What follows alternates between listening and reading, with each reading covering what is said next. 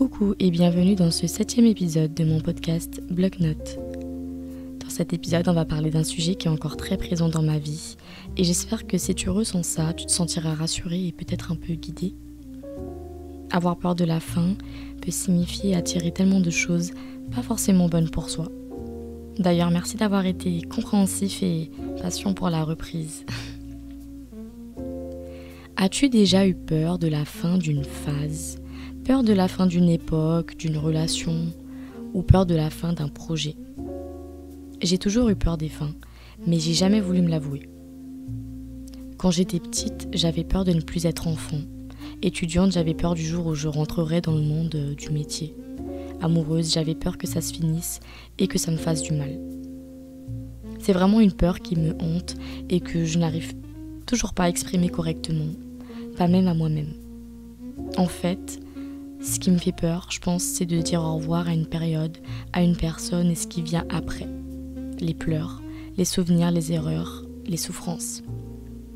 Je ne sais pas si c'est ça la définition exacte de la nostalgie, mais moi je la ressens souvent profondément.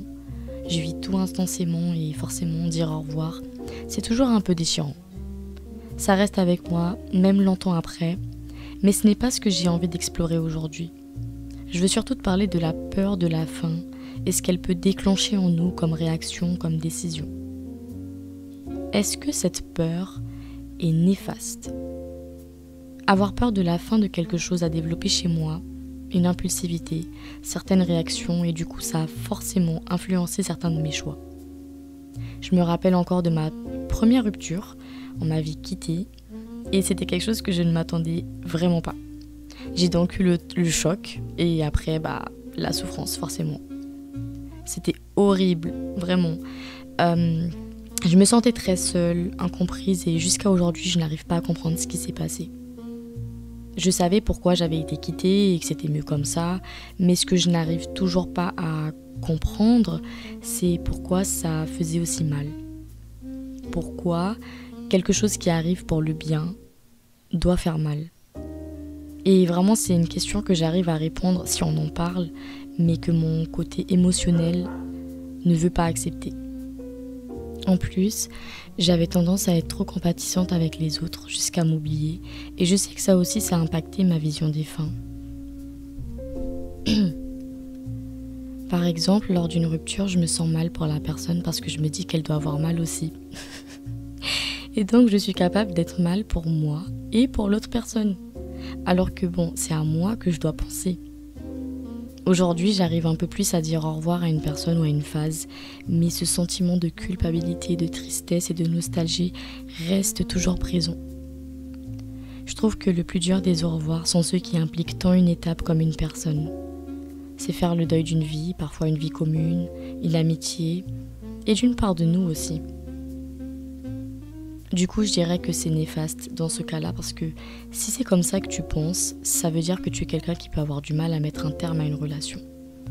Et tout ça parce que tu es bien trop compatissant pour l'autre. C'est une forme de déni aussi parce que tu peux décider de ne pas trop voir ce qui te dérange chez l'autre ou dans la relation en elle-même et laisser passer des choses. D'ailleurs, je pense que je ferais bien un podcast sur l'autre et la relation, parce que parfois on confond les choses et ça implique de mauvaises décisions ou d'avoir une mauvaise une perception pas forcément correcte de la relation en elle-même. Pourquoi on a peur de la fin ? Je trouve aussi que je suis quelqu'un qui aime avoir le contrôle sur les choses et la fin nous démontre qu'on n'en a pas toujours. Le contrôle que j'aime avoir et que je n'ai pas encore vraiment, c'est celui de mes sentiments. Comme je te disais avant, je vis tout, intensément. Parfois c'est compliqué quand je suis en couple parce que j'ai ma perception et j'oublie celle de l'autre. J'ai du mal à accepter ça et surtout si j'ai été bienveillante avec la personne et que j'ai pas eu ça en retour. C'est pour ça que je sais que je dois faire un travail sur ça, sur ma perception, l'acceptation de celle des autres et surtout sur le fait que on peut être bienveillant sans rien attendre en retour. Peut-être que finalement je le fais pour que l'autre le fasse aussi, je ne sais pas. Dans ce podcast, je ne me permettrai pas de donner des astuces, mais en parler fait partie de mon processus. Et pour toi, écouter ce sujet peut aussi t'aider à te comprendre. J'ai aussi l'impression que j'aime contrôler ce qui m'arrive et comprendre rapidement. Or, on sait tous que les choses ne peuvent pas toujours être comprises rapidement, et ça aussi, ça me fait peur. Là, j'ai beaucoup parlé de couple parce que je pense que c'est plus commun et facile à comprendre, mais la peur de la fin, elle se manifeste aussi pour la fin d'une époque, d'une phase. Moi, j'ai déjà eu peur d'un moment où j'étais heureuse, peut-être même épanouie. La fin d'un temps de vacances où j'ai sûrement tout ressenti intensément. Ça me pinçait le cœur de savoir qu'il y avait une fin. En fait, ça me fait tellement mal que je suis capable de m'éloigner de cet environnement, des gens qui y étaient, ou même de auto-détruire tout ça. Comme ça, au moins j'ai le contrôle sur la fin.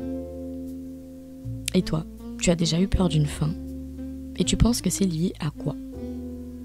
Je ne peux pas parler de ça sans parler de l'auto-sabotage. Je suis une experte en la matière. J'aimerais dédier un épisode là-dessus parce que j'ai pas trop envie de développer ce sujet, mais oui, j'ai longtemps eu ce comportement et je continue à l'avoir. Je ne pense pas mériter d'être aimée et je pense aussi que j'ai peut-être peur de l'être. Je ne sais pas encore vraiment la cause. Je ne sais pas encore vraiment la cause profonde de ce comportement, mais je sais que j'auto-sabote mes relations amoureuses ou les situations où il peut y avoir une fin. Je sais aussi que maintenant je le reconnais et que je reconnais surtout que ça m'affecte énormément. Aujourd'hui, je ne veux plus auto-saboter mes relations, faire du mal aux gens aussi, parce que finalement, je sais qu'à cause de ça, je blesse énormément l'autre personne.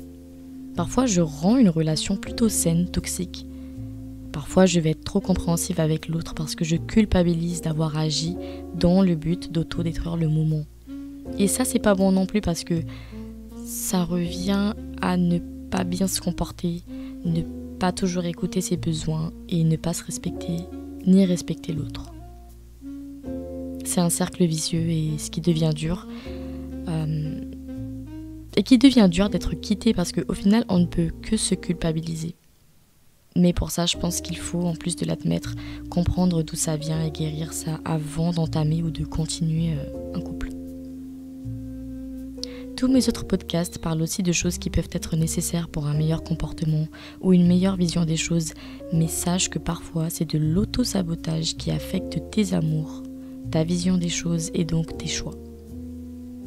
Par exemple, je t'ai parlé de l'importance de bien connaître ses besoins et à quel point ça peut te faire choisir de meilleures amitiés et meilleurs partenaires. Je t'ai aussi parlé de la poétisation des souffrances qui pouvait être source de schémas répétitifs. Pourquoi ce sont tels types de personnes qui t'attirent? Et maintenant, je te parle de la peur de la fin, l'auto-sabotage. Ça ne veut pas dire que tout est de ta faute. Bien au contraire, ça veut dire que se remettre en question, c'est hyper révélateur. Ça veut dire que tout a une signification, un message, et tout est une leçon à apprendre. Mais surtout que tout vient de notre intérieur et que tout peut être travaillé si c'est ce que l'on veut. Que ces personnes qui te disent que tu peux changer de vie, finalement elles ont raison. Avoir peur de la fin, c'est une peur profonde, c'est un mauvais comportement, et ce même si tu choisis un bon partenaire et que ton seul défaut c'est ça. Ça incite d'autres mauvais comportements à se nourrir, et parfois, ça normalise des choses à ne pas normaliser. Mais aujourd'hui, je comprends que la peur de la fin, c'est pas une fatalité, c'est un signal, et comme tout signal, il faut l'écouter, pas le subir. La fin de quelque chose, d'une phase, d'un amour, d'une époque ou d'un travail, c'est le début d'une nouvelle version de toi. Embrasse cette nouvelle personne et sois compréhensif avec elle. Embrasse tes apprentissages et tes étapes. La vie est une montagne russe et il y a des montées plus longues que d'autres et des descentes importantes aussi. La perception t'influencera pour te dire que c'est un échec, mais l'instant présent te dira que pas forcément. Ta vision des choses changera et te fera comprendre qu'au final, l'essentiel est que tu avances et t'améliores pour toi. N'aie pas peur de cette fin, aie plutôt peur de cette continuité dans quelque chose qui ne te laisse pas avancer.